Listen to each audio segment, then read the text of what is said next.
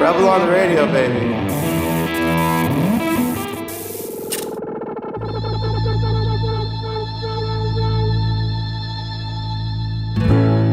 I don't feel myself today. Moon said that I should get away. Go with Mark, get a holiday. This rain is starting to mean that feeling won't go away. The show's called Rebel on the Radio. Love it. We do one a week. I feel like I've seen that somewhere online or something. I feel like... Oh, don't tell me that, because it's everything. It's like if you come up with a good band name, you find No, I mean, maybe it's you. Maybe someone's I've seen you doing I it like don't that, know, yeah. John. We met once. The Fleece. You played the Fleece in Please, Firkin. yeah, man, yeah. I'm a big rock star now, so I'm in a big place. Well, that was one of the questions I'm going to seriously ask you. Yeah. It's probably one of the biggest tours you've done for years. Yeah. During that lockdown period, you did quite a few sort of I don't know, live stream gigs, and that went well. Do you think you've had that sort of a resurgence of the band in the last couple of years? Because it feels like you've got a lot of more mainstream. Yeah, I think maybe like that single Heatwave in the Cold North, because it went on Radio 2, it was like Record of the Week. They played it a lot. I think that were part of it. I don't know, I just think like we're like the last of something. You understand what I mean? Like the bands like us, they don't really exist anymore. Like I think music's become increasingly like the preserver, like middle class people, hasn't it? So like bands like ours, they don't really exist. But I think we've just changed the sound up a bit. There's a bit of a new vibe with this new album, and I think whatever that is, I think people just seem to gravitate towards it and love it. You know what I mean? And there were a reviewer at Brighton gig, and it said, Reverend and the Makers have transcended the indie landfill and have gone on to become pop group royalty. And I thought, bloody hell. Like, you know what I mean? Like, unbelievable. And we've been doing it a long time now. It's coming up like 20 years nearly now, so... I was going to say, like, do you see yourself as a sort of the people's artist in a way? Because it seems like as bands get bigger, they sort of get further away from the audience, whereas you're still going out after the shows. And I always remember seeing you at Glastonbury, just walking about with a guitar. Yeah. In about 2007. You've got to understand, like, we've never been that. As first album were gold, it weren't platinum. We've never been that big, and I think a lot of artists who came about the same time as us, they find it hard to then drop back down again. We've never been that massive, so it's, for me, I play gigs in people's houses, I play in street, I do live streams, I do Zooms. Like, I don't have that, like, mystique separation thing from my fans. I have it, like, where I stand shoulder to shoulder with them. That's always been me kind of thing, really, just to say, like, I don't think I'm no better than you. Do you know what I mean? So I think we've got that kind of connection.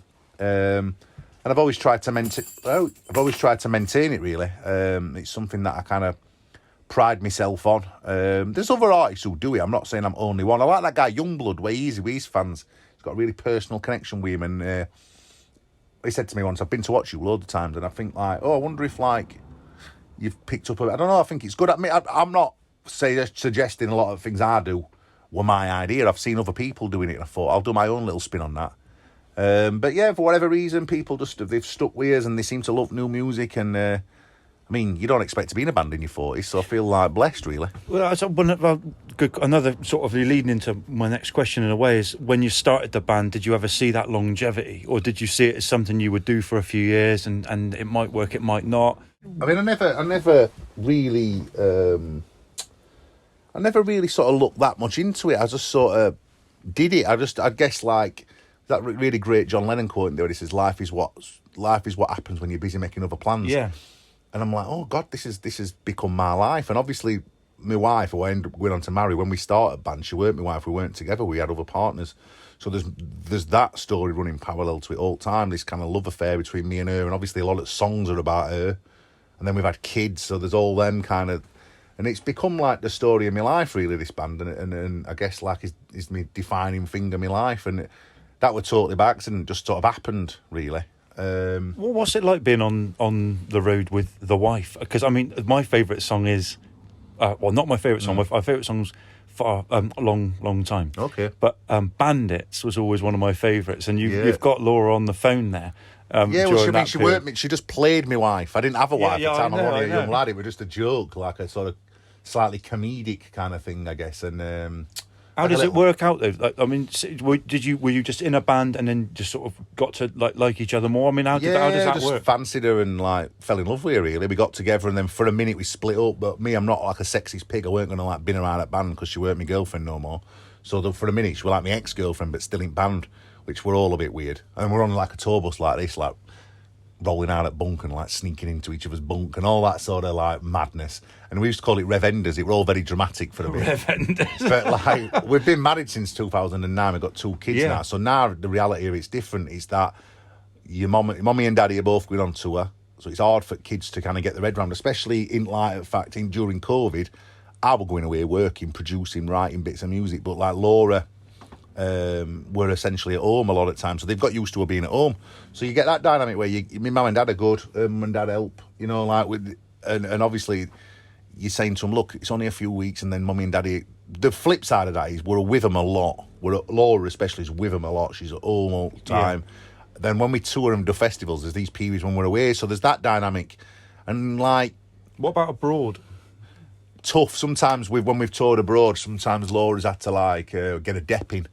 You know, because obviously, she'll get a dep in to do half at tour, then she'll fly out and do other half, you know. So it is difficult, I'm not going to lie to you.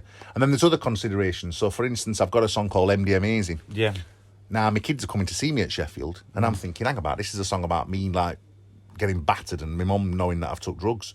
So this is I'm going to have to say to my mum and dad, look, can you just take kids in dressing room for get them a glass of orange juice or something while we do this song? Because you never think your kid, I don't know why, you sort of live in that short-termist moment where you think my kids are never going to hear these songs, and then they do, and you're like, oh, this is a bit weird, this, because obviously I don't want them to do that. So all these considerations, you know. But also you've sort of written songs before your kids were alive, and that's part of life, isn't it? I mean to say that you know, there's really good records that you've done like years before they were around. So do you sort of think that what you did back then was wrong, or do you think it was just part of life, isn't it? Part of life, yeah. And obviously I'll be honest with my kids when they reach an age where I can have that conversation with them. I mean, I've been talking to Danny Goffey. Obviously we're amazingly proud to have Danny with us. We're massive Supergrass fans as a band. We consider them to be one of the greatest pop groups of all time, really. Indie band, whatever, they're a pop group to me.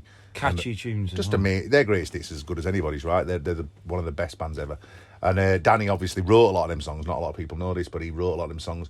And obviously he's got kids. His lad plays with him in this Danny Goffey band now, right? So I'm talking to him, and he's like, you just got to be honest. You just got to tell him how it is, and you don't. What you don't want to be is an hypocrite where you're like, it's fine for me, but not for thee, because you don't want to be that person. But equally, I see a lot of young kids now. They're rebelling against that. A lot of them, they're really clean living. They think like we're just like old idiots. You know what I mean?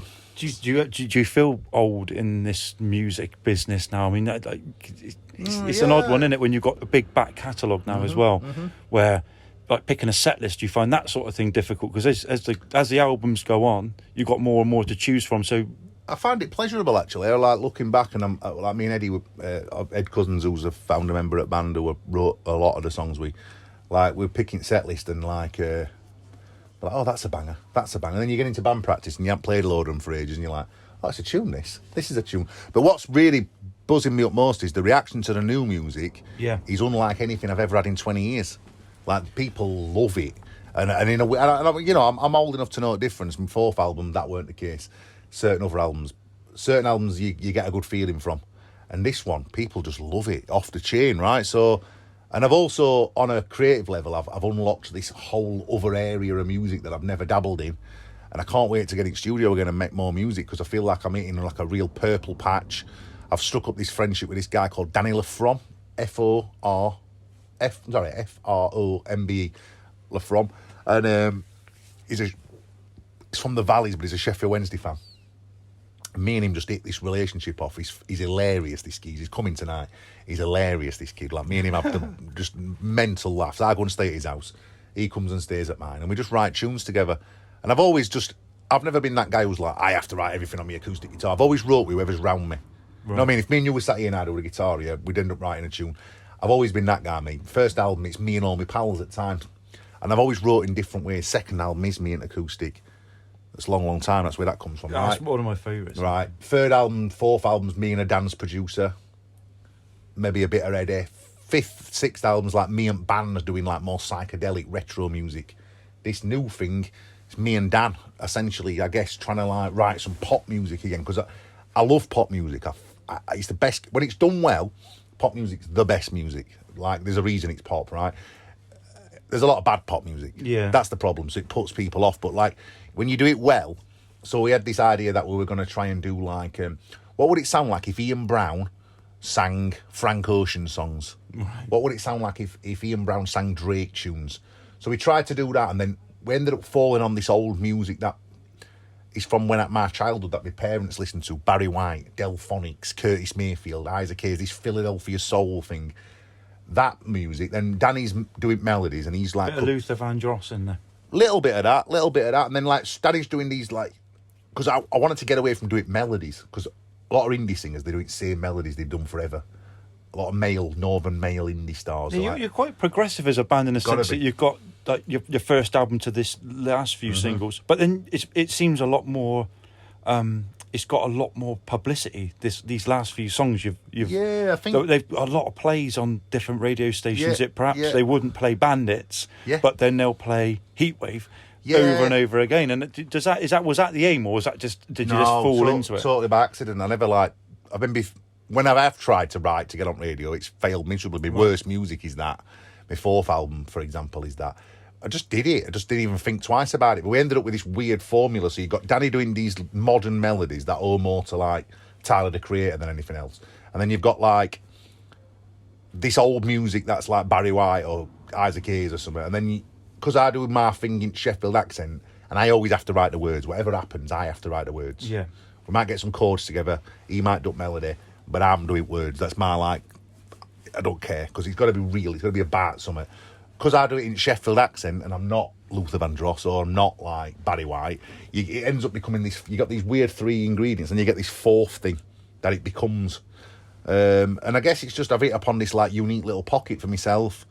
Normally, I feel like I've got to say, album's brilliant, get this, get that. I don't need to say it. I don't need to say because it's coming out April, and everybody's gonna know. Yeah, I'm really looking forward to hearing the full thing. The one, mate. But for me, like just on a personal level, long time at that point, I thought I was going for a bit of a tough patch, and I heard that song, and I thought unbelievable. My manager's favourite. That when you write like that, do you feel like you're exposing yourself in a way? Do you feel like you're wearing your heart on your sleeve? Oh yeah, very much so. And do you still write like that? Or funnily enough, there's a lot of songs like that on the new album. Just trying to think. There's one called "A Letter to Me 21-Year-Old Self." That's a good title. And this is me talking to myself when I first started in this band, and chorus almost comes like a series of commandments. I'm saying, don't say yes to everything. Don't say yes to everything. And I'm saying, like, be kinder to yourself. Yeah. Know your worth. Say sorry first. All this stuff. Don't disguise your feelings behind arrogance. It's all these kind of things. But there's a lot of these songs on this album. There's a song called Overthinking, which is very. I mean, I sit up at night watching lose, sending myself stupid with like crazy thoughts. There's a bunch of stuff that's very like autobiographical. It's quite an honest portrayal of, like you said earlier on, your life. I've always tried to do that, me. I've always tried. I mean, less so first album, actually. First album's a bit more like them over there. It's observational social commentary, right? Second album's incredibly personal. And even like weirdly stuff like MD Amazing, although it's like a silly like dance tune with like Howard Marks talking on it, what I'm actually talking about is me taking drugs and my mother being disapproving of it. So even behind like seemingly frivolous things, even Heatwave, it might sound like a load of like whatever, a load of nonsense. What I'm talking about here is my favourite thing to do. Kids are at school, I've got a bit of time to myself with missus. Have a spliff and a kiss and a cuddle. It's like I can't have a song, any song, unless it's about something. Yeah. Because in some way, it becomes invalid in my mind unless there's some reality behind it. There's a credibility gap with singers. Like you're like, I don't believe you. I don't care if your voice is not amazing. I just want to believe you. I don't think there's a lot of like good characters out there at the moment. It just feels like it feels quite produced. Everything like someone's written this for that person and they sing because they got a good voice or whatever. Yeah. Like going back to that original thing of man of the people. With do you think you're sort of the leader in that in some respects? I don't know. I mean, them tags are a bit like you won't want to bestow them on yourself. I got nominated for as a what do they call it now? Alternative National Treasure over there, and I'm thinking. That's great. Man of the people, national treasure, all them statements, lovely. I mean, who wouldn't want to be that? But equally, I don't walk around thinking I'm a national treasure. I just fucking crack on and like, I'm swearing, sorry, I'm going on Yeah, radio, well, sorry. it's a radio. We'll have to Edit bleep me, that yeah. one out. Don't worry. Yeah. Like, I just walk round doing my thing, and what I've not thought is, don't overthink it, because I used to overanalyze everything. And more you do that, worse it's going to be. Do you think that's changed, like, with age, though, John? Like, do you think you just you're just more chilled out now than you were maybe if we were doing this interview 15 years ago? Definitely, yeah. And I've also, come to understand myself a lot better. There's a bunch of personality traits that I've got that often can be negative. I'm quite quick to temper. I overanalyze things. I can be like, very demanding with people around me. And I've learned to, like, I'm hoping to think I've learned to be a bit easier to hang around with and be a bit, because it is hard. I can tire people, aren't me? I've got a lot of energy and I'm like, can be a bit much. But I'm lucky. Laura's amazing. She's like just the best. And obviously because she's a musician, she gets it. Whereas I have this thing like Hogwarts, magic, musicians wear magic, and then everybody else is like muggles.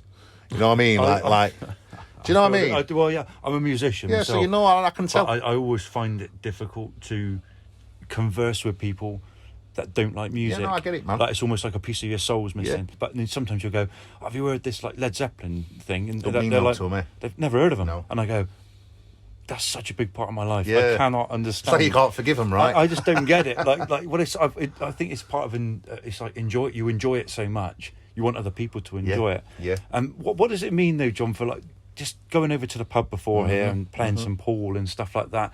Just being part of your audience. I mean, you could be stood in the crowd tonight, but you're on the stage. Yeah, but it's that thing I say, what you're trying to communicate there, or what I'm trying to communicate there is like, I don't think I'm no better than you. And also the age of mystique. There's maybe only like Arctic Monkeys, maybe Coldplay a bit, U2, that level, who have any mystique about them. Yeah, the Stones and bands like that. Yeah, and often the more you find out about these people, less you want to know, because they're a bit boring. Listen, I always say, and I think it's true, that everyone's got a brain, a heart and some lungs in them, and they're people, aren't they, at the end of the day? But I mean, you work with the Arctic Monkeys and Turner and that in the day, and I honestly think the first Arctic Monkeys album, your brother's on the front cover. Great, right? Great I think it's absolutely brilliant, but I don't get the music now, and I don't think it's bad music. It's really... Obviously, Alex Turner's like a proper talent.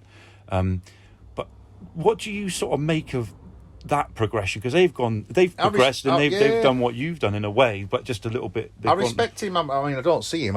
He's off in his own world, and me and him would see world differently, right? But you worked with, what's his name? The drummer. Elders Mongrel, wasn't it? Did Mongrel with him. I mean, I used to live with Alex. And we were very close. I wrote a bunch of stuff I wrote that song Yellow Bricks with them. And they wrote Machine with me and like a bunch of other stuff. Like, like we've worked together, and I respect him. And as a songwriter, I think he's class. I mean, what I do think is he's been incredibly famous, right? And I think if I were as famous as him, I'd have turned into a right idiot. You know what I mean? So I like his style in that respect. Well, he's done well to keep it in a place. And you don't hear from him. He said, no, because... Which is good. My mum and his mum are mates, and my mum and their mums knock about together, but, like, he's off doing his thing, and, like, me, I'm about different things, and you've got to understand, like, I've been through a lot of permutations of... So, firstly, I'm, like, what do they used to say, like, Mr. Sheffield guy, or Sheffield scene. Then I'm his best friend. Then I'm a one-hit wonder. Then I'm, like, Gob Almighty off Twitter. Then I'm Jeremy Corbyn's boy. And now I'm, like... I don't know what I am now. I'm like this other thing now. I think you're a football manager. Yeah, there you go. You know what I'm saying? So I've been through all them like different things. I wish them well, Monkeys. I mean, I don't think they're in like such a different solar system. They're like 1,000 times more famous than any other band I can think. And I when I was younger, I used to measure myself against that, and I thought, well, it's like measuring yourself against like Coldplay or Foo Fighters. They're so big, it's ridiculous. Yeah. Forget it. It's not even a thing. Just do your own thing. And me, I've always just tried to stay in my own lane, be my own man, do my own thing, have my own spin on things. I think that sounds a bit like one of my favourite artists is Lemmy from Motorhead, and he was just run your own race, and he basically said, I'm meant to be on backstage waiting to go on. He didn't really care about everything else. Do you ever aspire to be at that level, though, John? Or do you just think, I really like what I'm doing now, I just want to make a good living out of music and go around and please people? See what I seen you at pub earlier? Yeah. I can go at pub. There were one or two people, yourself included, who say, all right, John, Geezer had a photo. Another geezer wants to have a little chat. Lovely. See if he goes in that pub, he's getting mobbed. I know people. I took Ed Sheeran once in pub, our local. There were lasses I grew up with who I know were in the pyjamas at 20 to 11 when he walked in pub with me. By 10 to 11, they're done up to 9s, they're in pub, and he's getting mobbed. Now, I don't want that. No. I want that, like, middle ground where people see you, they respect you. Now then, John, love your tunes. Nice one, mate. Wicked. We'll crack on with my game of pool. See what I'm saying? Like, I've got it at such a comfy level. I've got a nice house. I've got a nice missus, 2 nice kids. I'm winning, mate. You've made a good living out of music, which is the ultimate goal. Listen, when I was younger, I used to want that. Of course I did. When you were a little kid, and I grew up loving Oasis, who aspired to be massive. I've supported them. I was at the gig you did in Heaton Park in 2009, and it was a great show. And that was just when I can't remember the song. Bloody name's gone. Silence is Talking. Yeah, it was just come out not long after that. Okay. And it was that was when the generator went down twice. That's right. That's right. Well, you see, like Noel, great guy, done a lot for me. I love him, but he can't go nowhere. He can't go in pub because he's getting mobbed. Me, I'm 2, 3, 4 rungs back from him. I've got it in such a nice place because I've got an audience. My gigs sell well. My albums sell well. I go and do my gigs. I do my festivals. And it's like, if you could have handed me this at the start of my career, I'd have snatched your hand off. Yeah. You know what I mean? And I used to think I want to be in Wembley Stadium. It's all right. John, long may it continue, mate, because I think it's great, and as long as you're producing good music. And the one last question I got, which is going back to the long time thing, is do you ever sort of think about the effect like lyrics and the music has on people, or do you just write solely for yourself, and if you like it, you like it, if you don't, you don't? I write selfishly for myself and about what I'm going through. And when people tell me that stuff, that one kid said to me, he went, I used to be right racist, me, and I heard your song Manifesto People Shapers, and I've never been racist since that day then. And I was like, oh my God. And then I remember music having that impact on me. Certain bands, Clash, Stone Roses, Bob Marley, Beatles, these artists, legends, changed my life, because where they saw the world, I thought that's how I want to be. And I never thought, I don't even know what to say sometimes when people say it. I feel a bit like, not embarrassed, but a bit like, you know, can't believe it. Music's great for that, though, and music's great. It joins people together, and that's what you do. You've got a good crew of people that come down and support your gigs. And I think that's all we've got, really. You know, we've got football, but some people don't like football. Do you like rugby? I don't mind it. My uncle used to be a professional league player. My granddad played union for Army, so it's in family. I did used to play, but I just got smashed up in that. Sport's good, though. It's a good sort of, it brings people together. I think music occupies a unique place that, like, I've just done this trip to Africa and I'm looking at old music. Yeah, I saw all pictures of that. Music's it's about the only thing we've got that connects everybody. You understand what I mean? Everybody at some point or another might tap the toe to a tune or hum a melody or whatever. Yeah. I said last question, but I got one more for you. With that, you said something years ago, and I forgot about this until just now, about Glastonbury. And when I saw you walking around Glastonbury in about 2007, when I first went, 2008, just with a guitar, and people were following you about, and I went, John from Reverend and the Makers. Yeah. You said something along the lines of, I don't like it backstage. There's too many hangers on and stuff like that. Do you still feel like that, John? I mean, well, tonight when my gig finishes, I won't be going backstage. You'll be out in the road. I'll be jumping off at front of the stage into the crowd. That's where I feel comfortable. I like to be with people, me. You know what I'm saying? I think that's what makes you so appealing, as not just you, but as the band, and I'd call a working musician. You're a working that's it. It's like rock and roller. That's how it used to be in the 50s. Arctic Monkeys, I was thinking about this. The last album, 5 years that they haven't done a record. Okay. They've only done 10 tracks. It's 6 months a track. Yeah. I mean, what long songs, isn't it? That's a long time. Floyd were quicker than that. Yeah, but it's just it. I think, like, me, I'd like to get another album out quick because I feel like I'm in a purple patch. I think it's hard, isn't it? When you made a lot of records, even Bob Dylan sometimes he's slow. He used to do, I think this geezer's doing 2 albums a year in the 60s. I love Dylan. Every year, man. 2 albums a year. And not just that, 2 albums of quality. Same Beatles. Absolutely, 100% ago. That's another Motorhead thing. Album, tour, record, album, tour. As a working musician. Before I go, I'm going to tell you a story. Go on. About Motorhead, because you mentioned them I twice. love them, mate. So we used to have a roadie and his name was Dan Halen. Right. Real name, Dan Halen, right?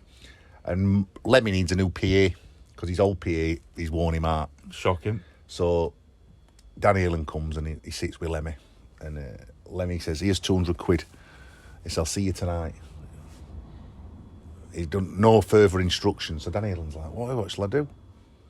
So gets to like 9 o'clock, whatever, sees him, says, what you done then? He went, well, I went out, had a few beers, got a few other things to help in that way, had a kebab, went to strippers, did this, did that, like loads of terrible rock and roll cliched things. Like, Lemmy went, fantastic, son, you're hired. Now, another geezer had gone for the same job a week earlier. And when it come to 9 o'clock, and Lemmy said, what you done with money? He gave Lemmy his 200 quid back, and he never got a job. Dan Halen did. It's so good. John, There you go. Thanks so much. Thanks for your time, lads. I really, really appreciate it, and have a great gig God tonight. bless. All right. Thanks, Ron. Cheers, brother. Cheers, mate. We better get